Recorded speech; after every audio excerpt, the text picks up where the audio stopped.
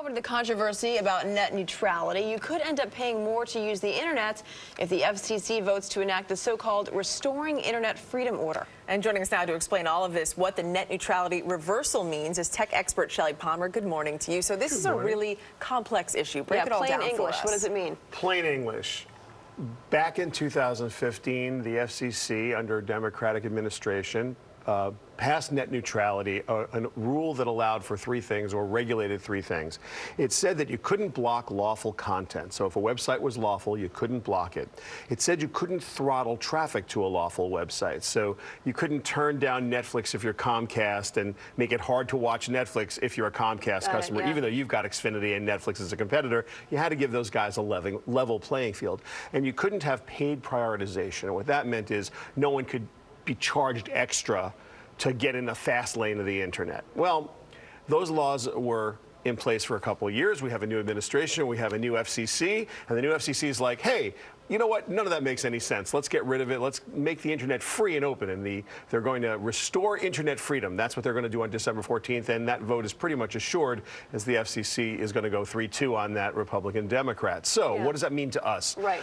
People are going crazy. And I have to just say flat out, nobody should go crazy over this at all. This is not like tomorrow is going to be okay. And we're still going to be able to watch Netflix. And we're still going to be able to get, email. None of that is going to change. This is not the end of the internet.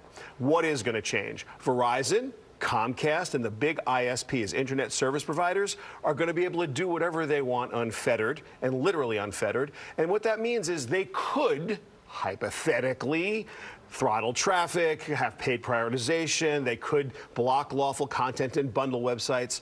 Why won't they do that? Because everybody here would go crazy. You would revolt. And you would revolt, and you would do so. So they're not going to do something that's going to alienate consumers. This is really a big business conversation. This is about investment in the internet and who gets rights to do what, and people should stop getting hysterical. Now, in practice, here's the perfect thing to do. Call your congressman, call your senator, call your elected official, and say the following. We have an FCC, we have an FTC, we have a Congress. Please pass a law. Do not hand this off and let every time there's a new administration, them decide what the internet's going to be, decide what broadband access is going to look like, and pass some actual laws that we can follow, and then tell us who will enforce those laws. You'd be surprised to learn that that's not what's happening right now. The reason that we're all kind of up in arms and people are hysterical about net neutrality is that they just got it passed in 2015, and before that, the internet was fine, and no one was saying we need it past a point. We do need laws. We need them.